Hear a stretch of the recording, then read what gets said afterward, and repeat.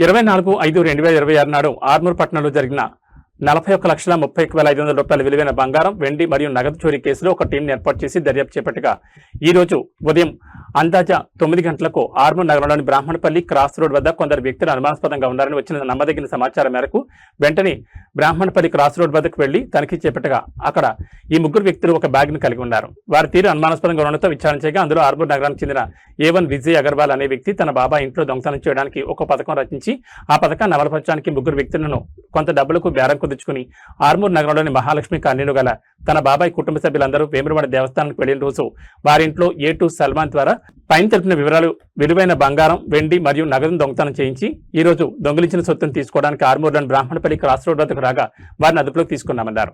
ఈ దొంగతనం చేసిన నగదులో నుంచి A2 సల్మాన్ తన అవసరాలకు ₹1,00,000 వాడుకోగా A3 మంజల్ సాయి కుమార్ 83,500 రూపాయలను తన అవసరాలకు వాడుకోగా పరారీలో ఉన్న A4 శ్రీహరి వద్ద 8 లక్షలు ఉన్నాయి.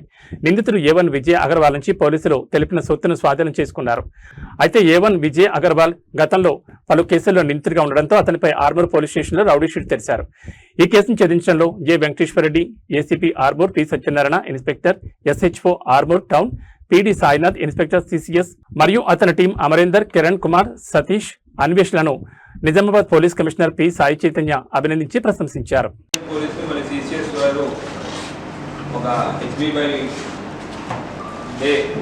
ఇంట్లో చొరబడి దొంగతనం చేసిన కేసులో పెద్ద మొత్తంలో మన రీసెంట్గా ఆర్మూర్లో ఒకటి హెచ్బీ అయింది, అయింది. దాంట్లో పోయిన డబ్బుల్ని మొత్తం రికవర్ చేయడం జరిగింది. విషయానికి వస్తే ఇవాళ బ్రాహ్మణపల్లి క్రాస్ రోడ్ దగ్గర 9ంటికి అందాజగా అనుమానాస్పదంగా వ్యక్తులు తిరుగుతామంటే చెకింగ్లో పట్టుకోవడం జరిగింది.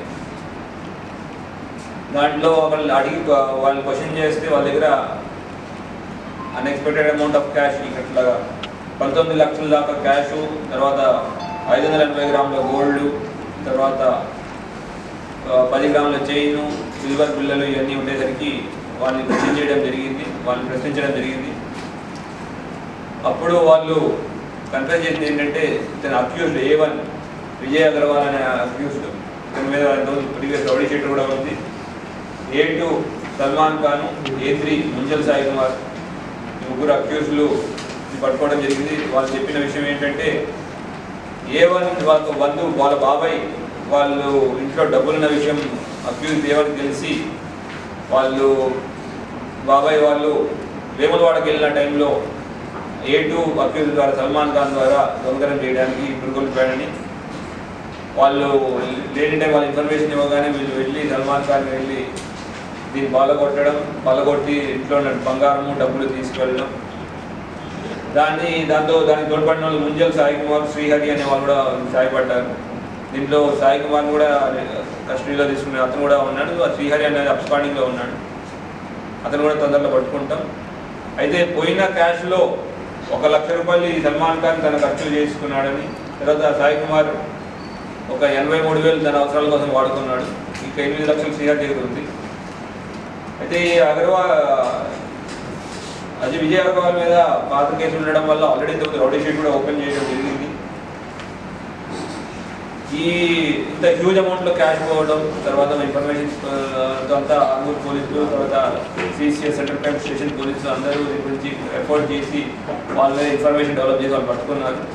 ఎంత మొత్తం ఆపరేషన్ లీడ్ చేసిన వెంకటేశ్వరరెడ్డి, ఏసీపీ ఆర్మూర్ గారిని, తర్వాత అక్కడ ఫీల్డ్లో ఉండి మొత్తం చూసుకున్న ఇన్స్పెక్టర్లు ఆర్మూర్ సత్యనారాయణ, అట్లానే CCS ఇన్స్పెక్టర్ సాయినాథ్, తర్వాత మన SIలు